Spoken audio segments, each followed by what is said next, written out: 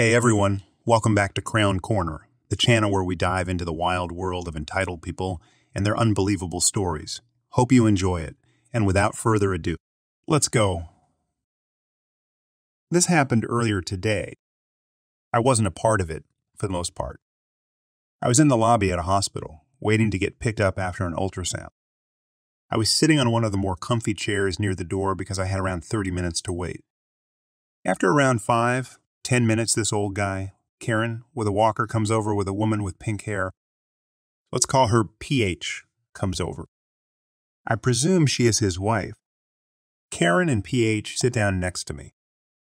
After a moment, Karen says something along the lines of, "Why won't this damn phone with?" He then proceeds to throw his phone on the floor.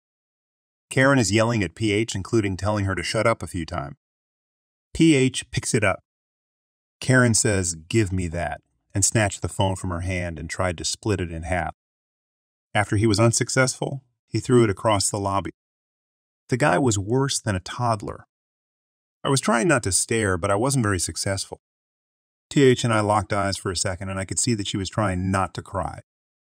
Shortly after locking eyes with me, she went to the bathroom. Right before she left, Karen told PH to turn the Wi-Fi off because it's ruining on her phone. I have no idea what the hell that means. While PH was in the bathroom, and Karen no longer able to see her, Karen turned to me and asked, "Can you make calls on your phone?" I stared for a few seconds before looking away and saying nothing. I was so tempted to calling him effing child or something about throwing a tantrum at a guy who was probably in his 70s. Karen then gets up and walks in the direction of the bathroom. As Karen is almost there, PH comes out in sunglasses. I suspect they were to hide her puffy eyes or any tears building up. Karen tells PH he wants to get out of this place. I feel like part of the reason he said this was that I refused to give him a reaction. Then they left. Less than 5 minutes later, I get a call that my ride has arrived. I'm so glad that my phone waited to ring until they left lull. My friend pointed out that if this is how Karen acts in public, it's hard to imagine how he treats PH behind closed doors. Edit. It is accurate that dementia can cause people to literally forget how to be civil, but in the moment all I saw was a slightly more extreme version of my dad and how he treats everyone. And my dad has been like this for longer than I've been alive. He doesn't have dementia. Maybe this guy I witnessed had dementia, maybe he didn't. But all I saw in the moment was someone highly abusive that wants things and will not take no for an answer. Like when he said he wanted a new phone, she told him to get one himself. That reminded me again of my parents. It's common that my dad will say he needs a new phone, and my mom tells him to go get one. It felt like I was witnessing some knockoff replica of my previous experiences. I could only make judgments with what I knew in the moment. I may have missed some obvious signs because I'm so sensitive and get yelled at the exact same way he was all the time, and I have for over 20 years. I've seen my mom cry like that multiple times. I also have moderate social anxiety, which makes moments like this more stressful than it is for the average person. If I were seeing a replay after it happened, I'd probably consider dementia as a possibility, but I was too busy trying not to lose it. So this happened around 2008. My buddy Brock had gotten out of the military after 10 years. He'd started in the Marines but transitioned into the Army for the last 4 years before buying a house in Texas. When he got out, he did a variety of jobs before landing a gig with a repo service. He worked there for a year and had a lot of wild stories, but this one sticks out the most as he helped a fellow soldier get revenge on an evil ex. Brock was at the office speaking with his manager, who I'll refer to as Karen. Now, this particular Karen had a lot of Karen-like qualities, but was a force for good, if you can believe that. While they were talking, they see a young man enter the office.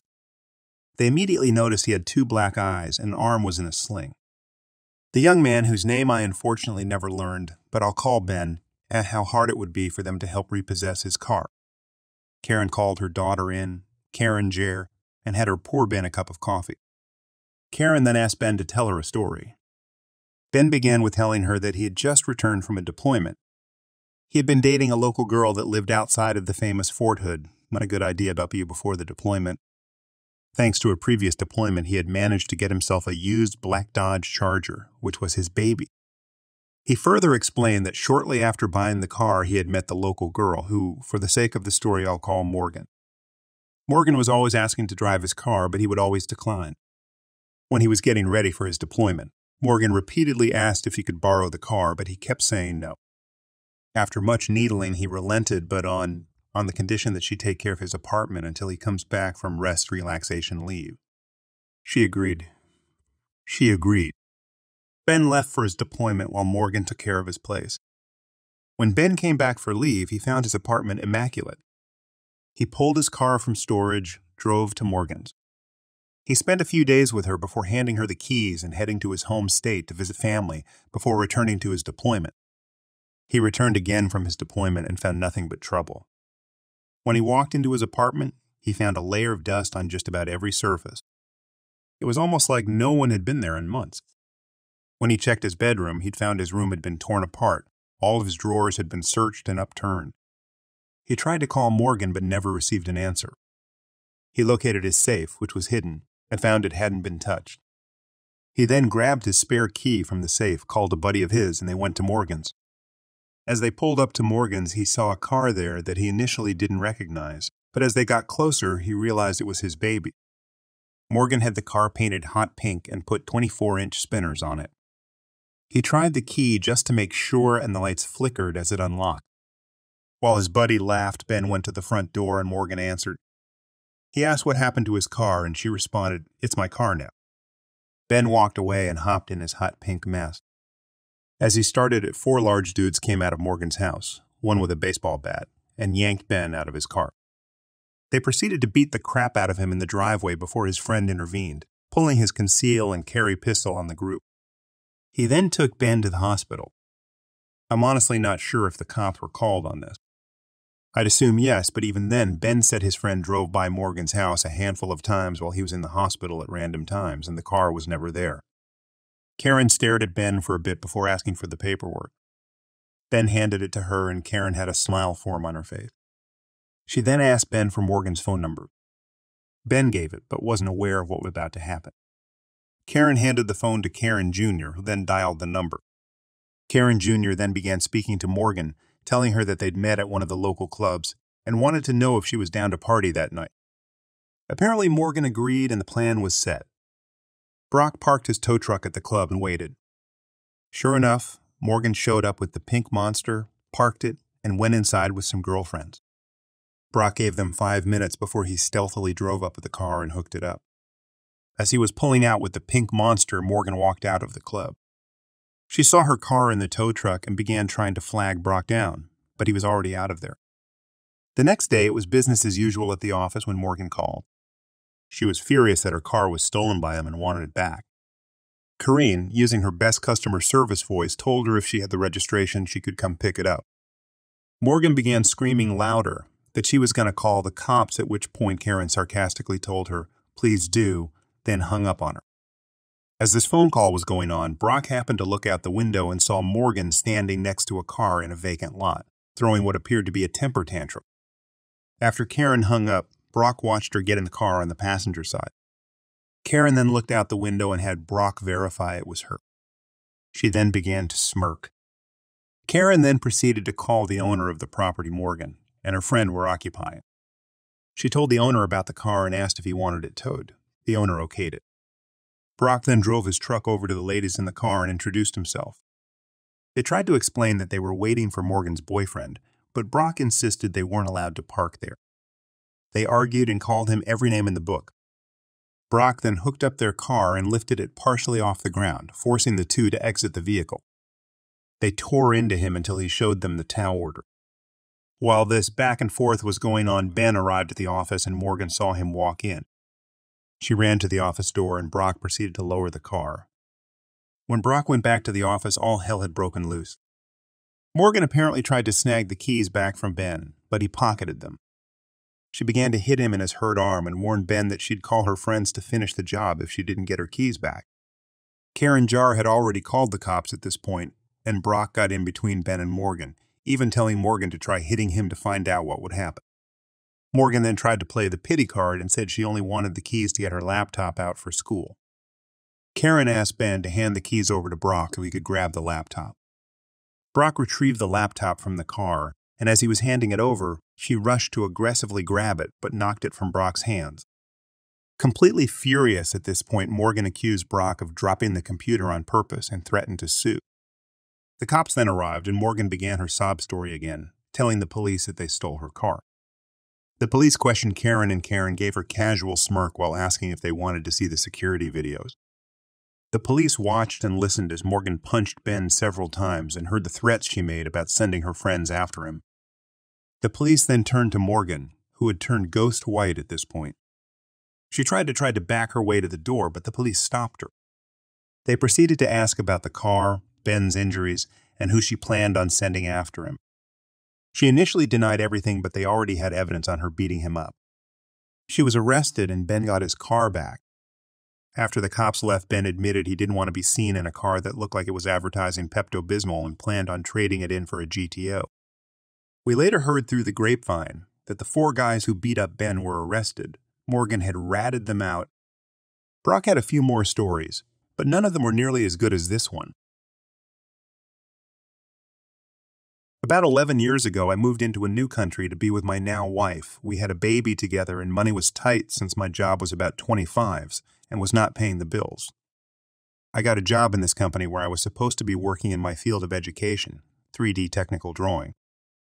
When I started the job, it turned out that the company hasn't bought the 3D software yet, and until they did, I was to help out in a different job, powder coating the big metal products we were producing.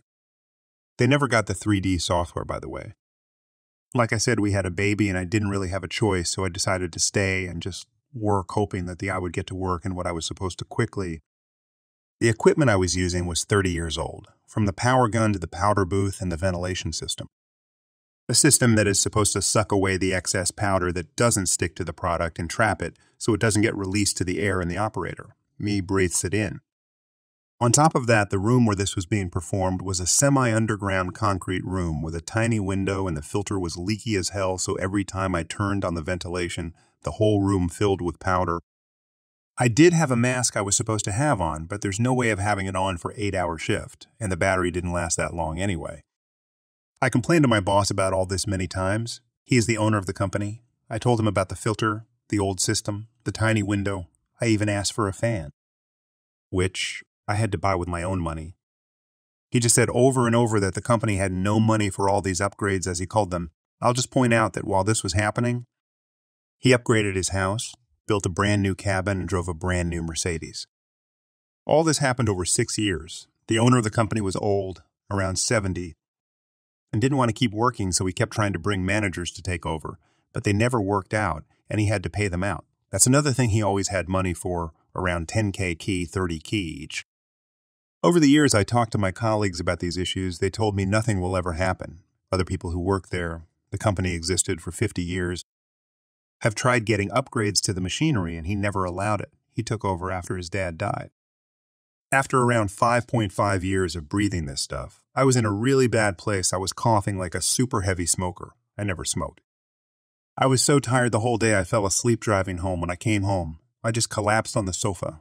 I was around 27 years old at the time, and would not wake up until nighttime or the next day. Black around the eyes, constant headaches, etc., etc. I contacted my doctor and told him everything, and he sent me to a department at the hospital that deals with work-related injuries and sickness. They tested my lungs over a few weeks period and consulted previous tests I took. The company is obligated to send the workers to a yearly checkup here, and concluded that I indeed have lung damage. Prolonged exposure to epoxy-based powder coating has caused permanent damage to my lungs and caused all the aforementioned issues. The specialist doctor told me I was not allowed to return to that room ever again. I booked a meeting with my boss and had my union rep with me. Another thing I didn't mention is I have been searching for work for the last few weeks and have secured a new workplace already. In the meeting, I told my boss everything that has happened, and he still refused to take any responsibility. He insisted that everything is fine with that room and system, and the next person they would hire would use it. He said I did a very good job when I was at work, but I was sick a lot. I wonder why. I left the same day and never looked back. I also sued his insurance company and received compensation from them. On top of that, I now receive a monthly stipend from the government. Nothing major, around $100, but it's still helpful. For the rest of my life, my petty revenge came a month or so after. I got a phone call from one of the guys I worked with asking if I was willing to come in for a day to train the guy they hired because he couldn't figure out how to do the job. It's not a very complicated job, but you need guidance to do it right. Not to mention all that crappy old machinery is finicky as hell and takes getting used to in order to get good quality product. A few months after the company closed, he had to sell it at a lose because of his bad management. He would ignore customer complaints, go on vacations when we had problems, treat employees badly, lie to both employees, the government, and clients.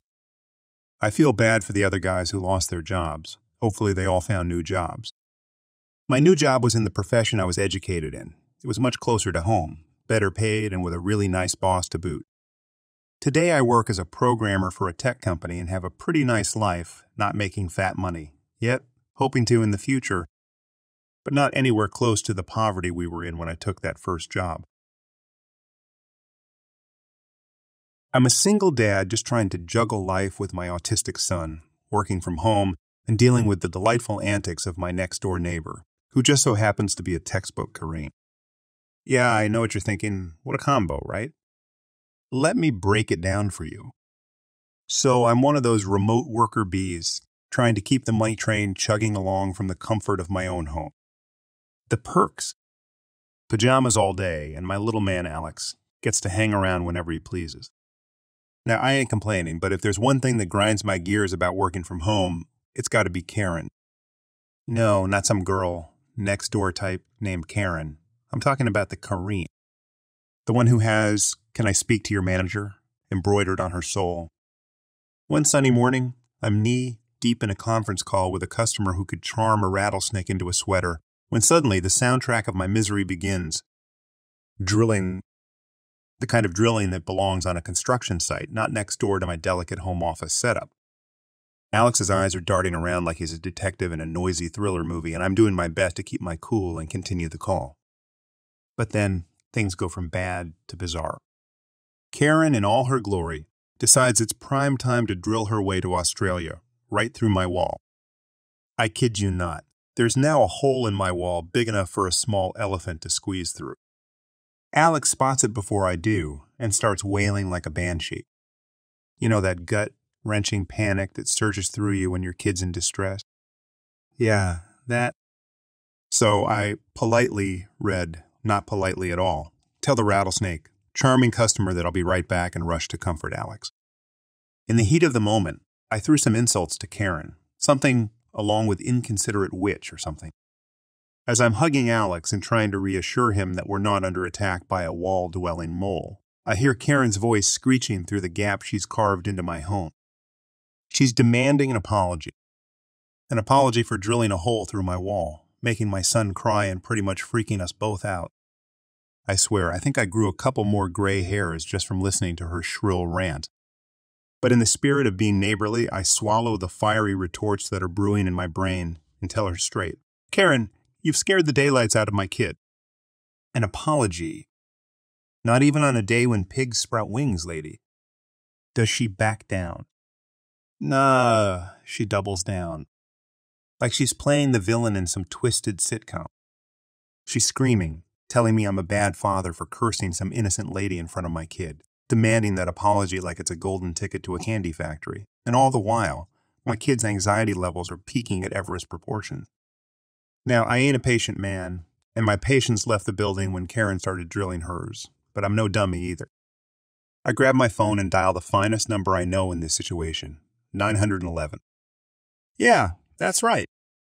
I'm calling the cops on Karen. As an encore, I also buzz up her landlord because, hey, everyone deserves a shot at knowing the drill-fueled Picasso in their building, right? Time drags on, but justice and blue and white flashing lights finally arrive.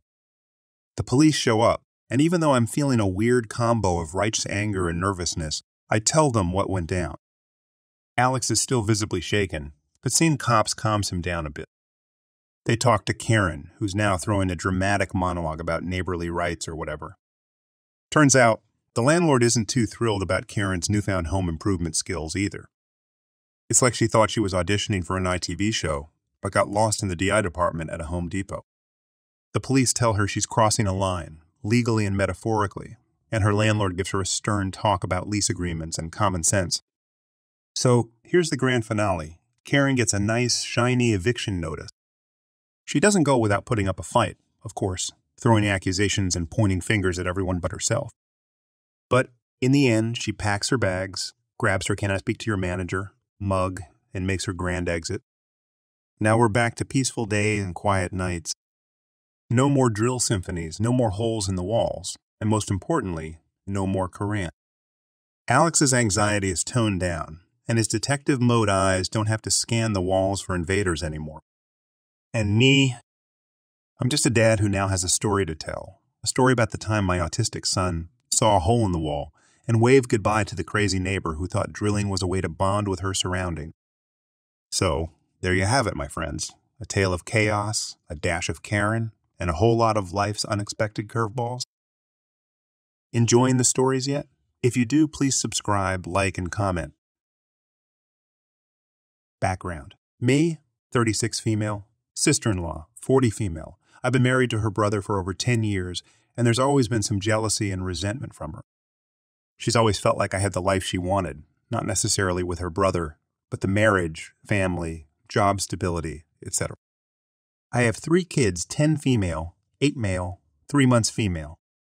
She got married last year and they decided to start trying for a baby, but she was unfortunately told that she can't have children naturally. She was understandably devastated, and the family comforted her as best as we could. We recently had a family dinner, and in the middle of it, she says, "Angel 698, I think it's really unfair that you got to have 3 kids and I can't have any.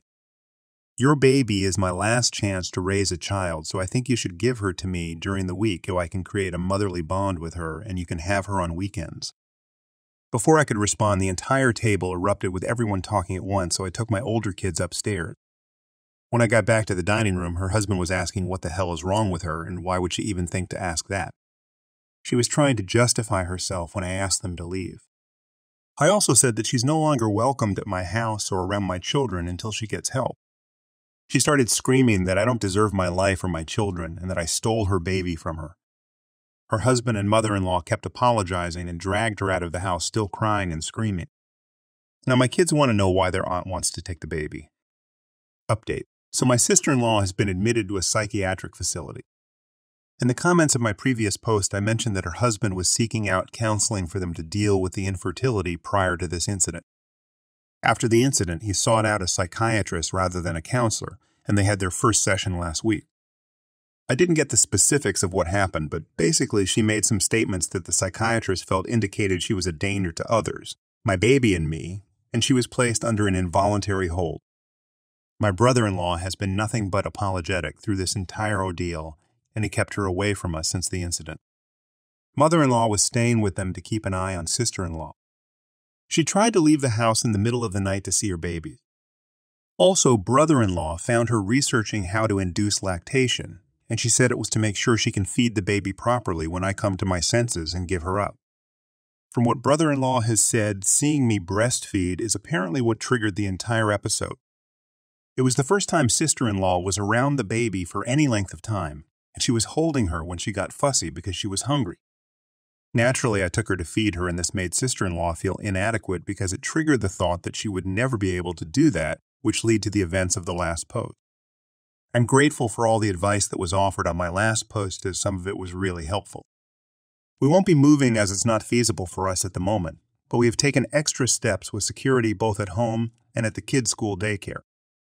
This whole thing is taking a toll on the family, but mother-in-law, father-in-law, and brother-in-law are taking care of sister-in-law, and my husband and I are focused on ensuring the safety of our immediate family and minimizing the effect on the kids as much as we can. Update 2. I've had a few messages asking how things are going, so I decided to update. I have not seen sister-in-law since the incident happened, and I also blocked her on my socials. My in-laws have been amazing through this entire situation and are not sharing any information about our family with her. Unfortunately, she still remains fixated on my baby. She tried to find out where the daycare is and even threatened to hurt herself if my in-laws didn't tell her. This led to another stint in psych ward. She wrote me a letter begging me to be fair and let her see her babies. I didn't actually receive the letter, though. My mother-in-law read it and just gave us the gist of its contents. Sister-in-law's husband is working with her psychiatrist to see how best she can be helped, but he has said he doesn't know how long he can deal with this, but he's giving it 6 months. It's a very sad situation for her, and I had hoped she would be able to deal with whatever is happening. At this point, we're completely no contact with her. We explained to our older kids that their aunt isn't well, so she won't be around anymore. We still see mother-in-law and father-in-law regularly, so I'm grateful we didn't have to cut them off. We spent the holidays with my family, and it was all very nice and uneventful. We're still on alert in case she escalates, but the hospital where she's warded isn't near us, and they don't live near us either. So we've accepted this is our new reality, and we're operating accordingly. Some people were telling me to post this story on here as well, so here you go. I've seen a lot of crazy people in my life, but my potential crazy mother-in-law is the absolute worst person I have ever met. 30 years old female, have been with my boyfriend 31 years old for 8 months now. For the first few months, everything was amazing. He is the sweetest and most caring man I have ever been with. He likes to surprise me with fun dates and flowers for no apparent reason. The biggest surprise of all, though, was when I met his mother. I met his parents for the first time a few months ago. The first thing crazy mother-in-law said to me when I walked in the door was, "Are you Jewish?" I am not, and I'm not particularly religious, but I was raised Catholic. Once I told her this, it was the beginning of the madness. She immediately stopped talking to me and acted as if I didn't exist. I was extremely nervous about meeting my boyfriend's parents, so this broke my heart. I was determined to make a good impression, so I kept trying to connect with her. This was a huge mistake, and I should have just let it go. Once we were all seated for dinner, she finally decided to try and make conversation. I have naturally red hair, and she asked me if my parents have the same color. I told that I have the same hair as my mother. She then had the audacity to ask me, does the carpet match the drapes? I had no idea how to respond and just sat there stunned. Seeing my reaction, she said, "Don't worry, I will just ask my son about it later." I looked over at my boyfriend, who seemed equally as shocked, but he didn't say anything. She then started to go on about my hair being too curly. She told me that I really need to learn how to run a brush through my hair and think about my appearance more when I'm out with her son. Then when I didn't eat much at dinner, she gave me her version of a compliment. I was told it was good that I'm watching what I eat because it would be a shame if I got any bigger. This was just my first meeting with this woman. As soon as I got into my car, I burst into tears until I got home. My boyfriend was texting me and apologizing for his mother's behavior, but the damage was done, and I told him I needed time to think. He went into an apology overload after this.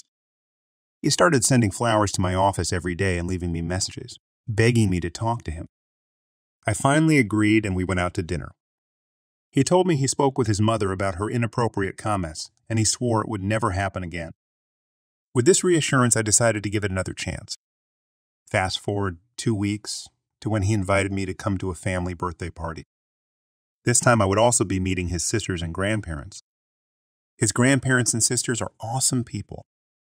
They asked me normal questions about my job, family, and friends. His mother seemed to be avoiding me throughout the evening, and honestly, I was okay with that. I went to grab something from my purse and noticed that it was not where I left it. I looked everywhere, but I could not find it. I went and asked my boyfriend, and he began to help me look. He then got a strange look on his face, and he quickly went upstairs. I could then hear a lot of yelling begin upstairs. He came back down holding my purse after a few minutes and told me that we were leaving.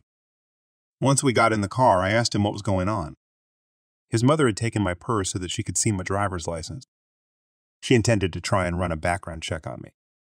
He told me she had told him this earlier, but honestly, he thought she was joking.